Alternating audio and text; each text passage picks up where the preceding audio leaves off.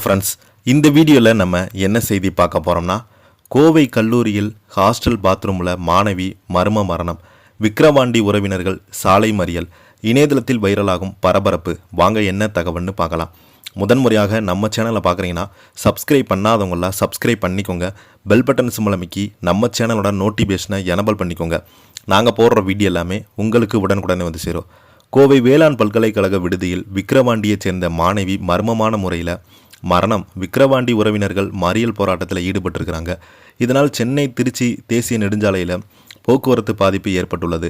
கோவை தமிழ்நாடு வேளாண்மை பல்கலைக்கழக விடுதி குளியறையில் 2ஆம் ஆண்டு படித்து வந்த மாணவி ஒருவர் சடலமாக மீட்கப்பட்ட சம்பவம் பெரும் பரபரப்பை ஏற்படுத்தியுள்ளது. மாணவியினுடைய மரணத்தில் மர்மம் இருப்பதாக கூறி அவருடைய பெற்றோர்களும் உறவினர்களும் குற்றம் சாட்டியிருக்கிறாங்க. விழுப்புரம் மாவட்டம் விக்கிரவாண்டி பகுதியைச் சேர்ந்த தர்ணிகா இவங்க கோவை மருதமலை சாலையில் உள்ள தமிழ்நாடு வேளாண்மை பல்கலைக்கழகத்தில் பிஎஸ்சி 2ஆம் ஆண்டு படித்து வந்தாங்க. பல்கலைக்கழகத்தில் விடுதியில் தங்கி படித்து தர்ணிகா நேற்று முன்தினம் காலை குளிப்பதற்கு விடுதி குளியறைக்கு சென்றாங்க. அவங்க குளித்து கிளம்பி விட்டு வகுப்பறைக்கு வந்து விடுவாங்க என்று எண்ணி சக மாணவிகள் வகுப்பிற்கு சென்றாங்க.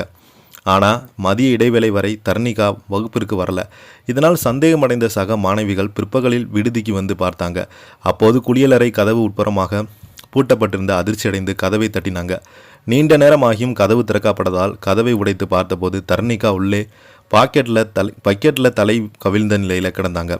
உடனடியாக அவங்கள மீட்டு அருகில் உள்ள தனியார் மருத்துவமனைக்கு கொண்டு சென்றாங்க. பரிசோதித்த மருத்துவர்கள் அரசு மருத்துவமனைக்கு கொண்டு செல்லுமாறு பரிந்துரைத்தாங்க. இதைத் தொடர்ந்து கோவை அரசு மருத்துவமனை கல்லூரிக்கு கொண்டு செல்லப்பட்டது. தர்ணிகாவின் பரிசோதித்த மருத்துவர்கள் ஏற்கனவே உயிரிழந்து விட்டதாக தெரிவிக்கிறாங்க. இந்த சம்பவம் குறித்து பல்கலைக்கழக நிர்வாக சார்பில் விக்கிரவாண்டியில் உள்ள அவரது பெற்றோருக்கு தகவல் தெரிவிக்கப்பட்டது. மாணவி தர்ணிகா வலிப்பு வந்து இறந்திருக்கலாம் என பல்கலைக்கழகம் நிர்வாகம் சொல்லப்படுகிறது. கோவை அரசு மருத்துவமனைக்கு விரைந்து வந்த பெற்றோர் உறவினர் தர்ணிகாவின் மரணத்தில் சந்தேகம் இருப்பதாக கூறி மாணவியினுடைய பெற்றோர் உறவினர்கள் கூறும்போது தர்ணிகாவுக்கு உடல்நலம் எந்த பாதிப்பும் இல்லை, அவங்களுக்கு வலிப்பு நோய் இருந்ததாக சொல்லவும் கிடையாது, இது முற்றிலும் பொய் என்று மறுத்திருக்கிறாங்க. காலையில் குளிக்க சென்ற மகள் மதியம் 1:30 மணி வராத நிலையில் விடுதி நிர்வாகம் ஏன் கவனிக்கல என கேள்வி எழுப்பினாங்க. பிரேத பரிசோதனைக்கு கூட்டத்தில் உடலமைப்பு பார்த்தபோது உதடு வீங்கியும் கன்னத்தில் கருப்பு விடுதல் இருந்ததாகவும் விடுதியில் ஏதோ தவறு நடந்திருக்கலாம், மறைக்க முயல்வதாக குற்றம் சாட்டியிருக்கிறாங்க. இந்த சம்பவம் குறித்து காவல்துறையினர் வழக்கு பதிவு செய்து தீவிர விசாரணை மேற்கொண்டு வராங்க. மாணவியுடைய மர்மமான முறையில் மரணம் அடைந்ததாக கூறி இன்று விக்கிரவாண்டி உறவினர்கள் மறியல் போராட்டத்தில் ஈடுபட்டிருக்கிறாங்க. இகான் காரணமாக சென்னை திருச்சி தேசிய நெடுஞ்சாலையில் போக்குவரத்து பாதிப்பு ஏற்பட்டுள்ளது.